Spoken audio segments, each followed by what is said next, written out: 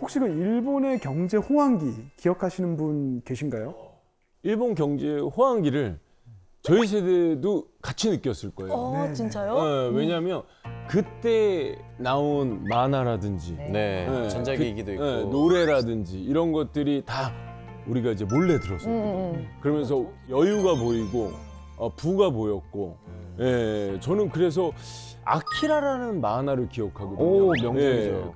그 만화를 보면서 이런 생각을 했어요. 어떻게 이 만화가 나올 수 있었을까라고 생각해 봤을 때 이건 좋은 이기도예요. 그때 당시 돈이 너무 많았기 때문에 네. 엄청나게 돈을 투자해서 그런 명작이 나온 거야. 라고 저는 생각을 합니다.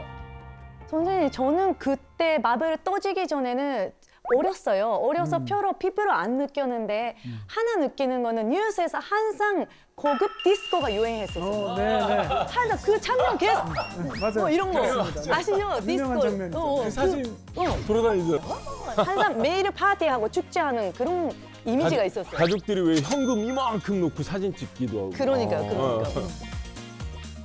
그 일본 최전성기 때 또 이제 산업적으로 보면 전자 산업이 굉장히 또 발전을 했었죠. 그래서 일본은 이제 가전 왕국으로 불렸었죠. 네. 가전 산업이 일본의 고도 성장을 이끄는 견인차 역할을 했기 때문인데요. 1979년에 미국 하버드대 에즈라 보겔 교수가 재패니즈 넘버원이라는 책에서 가전을 포함한 일본의 제조업을 칭송하기도 했습니다. 그 실제로 이제 90년대 일본 출장 갔다 오신 아버지들 보면 전부 다 이 워크맨하고 코끼리 박동. 코끼리 밥도. 무조건. 코끼리 밥도. 코끼리 밥도. 무조건이었습니다. 근데 지금은 사실은 상황이 많이 달라졌죠. 그래서 한국 가전이 해외로 진출한 지는 오래됐고요. 일본, 미국 업체 제치고 글로벌 생활 가전에서 한국이 1위를 차지하기도 했습니다. 이제는 한국 가전 산업이 발전을 주도하고 있는데요. 예를 들어서 국내 L 기업에서는 이제 가전 시장에 구독 서비스 개념을 접목시켰습니다. 그동안 이제 OTT라든지 뭐 식품 배송이라든지 이런 데에서만 사용되던 구독 서비스가 가전에도 이제 적용되게 된 거죠.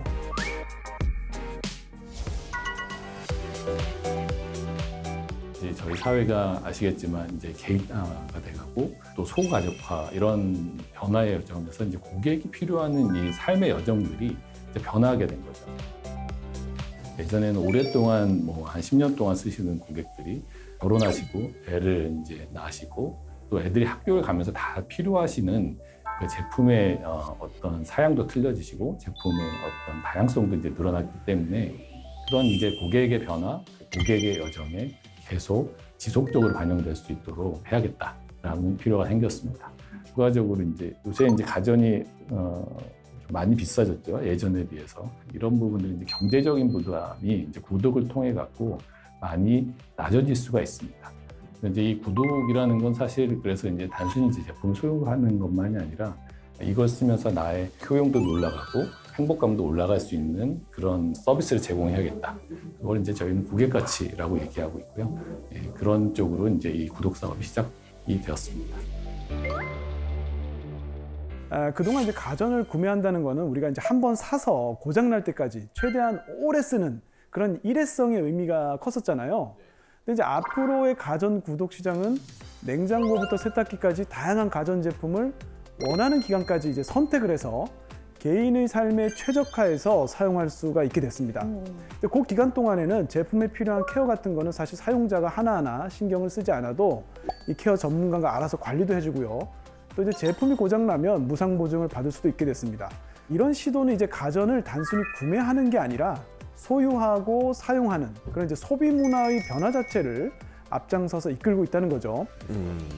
그래서 2026년에 전 세계 구독 경제 시장 규모가 약 789조 원에 이를 걸로 전망되고 있습니다. 와. 최근에 이제 지속적인 물가 상승으로 이 효율적인 경제 활동을 찾는 사람들이 늘었죠. 그의 구독 경제를 이용하는 소비자도 역시 늘었는데요. 특히 이제 MZ 세대. MZ 세대는 누구보다 사실 디지털 환경에 익숙하죠. 네네.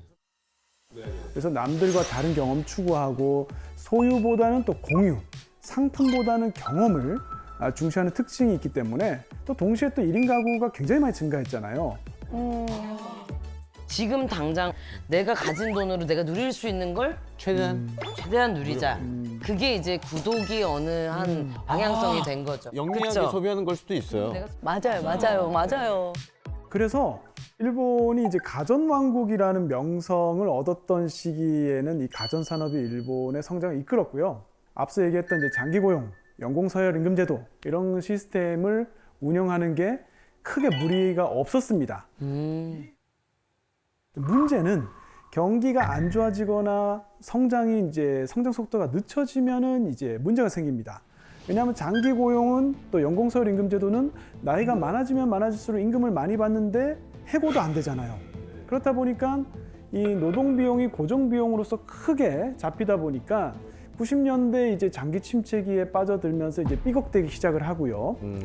일본이 이제 고도 성장기는 매년 10%씩 성장했거든요. 그러다가 7, 80년대가 되면 한 4%, 5%, 그러다 이제 90년대가 되면 1% 이렇게 떨어지면서 과거의 시스템이 더 이상 유지가 안 되게 됐습니다.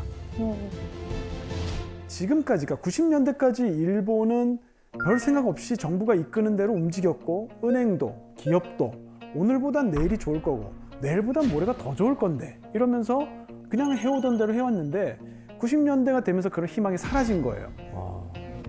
그런데 1940년대 만들어졌던 그런 시스템이 더 이상 맞지 않다는 거를 알았음에도 불구하고 이 시스템이 너무 익숙하니까 바꿀 수가 없는 거예요. 그래서 그 시스템이 90년대, 2000년대, 20년 동안 잃어버리게 만든 겁니다. 근데 그렇게 하다가 2010년대가 되면서 조금씩 이제 변화하기 시작했습니다. 특히 기업들이 변화하기 시작했습니다. 여러분 그 소니라는 기업 아시죠? 네. 80년대에 사실은 일본의 그 소니가 이 워크맨으로 세계 시장을 석권했었거든요. 이 안에 모든 기술을 다 담았습니다. 뭐 방수, 리모컨, 오토 리버스 이런 거 다 담았는데 이 목표가 뭐였냐면 저스트 카세트 사이즈였거든요.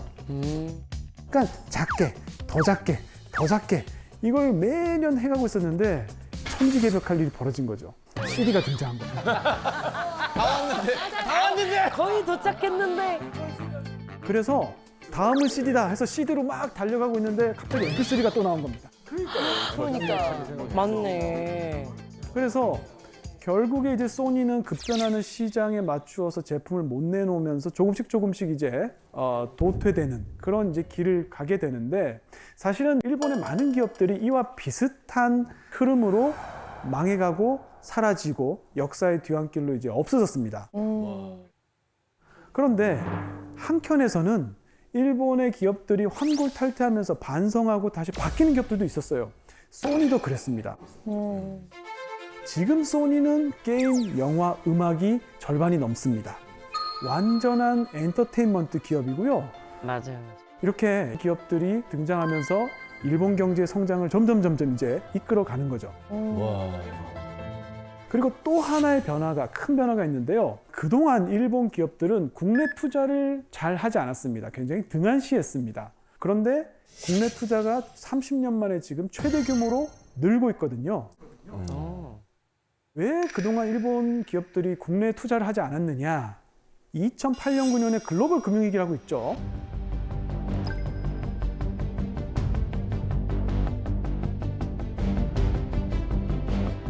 이때 일본 기업들이 엔고 불황을 피해서 전부 다 해외로 나갔어요.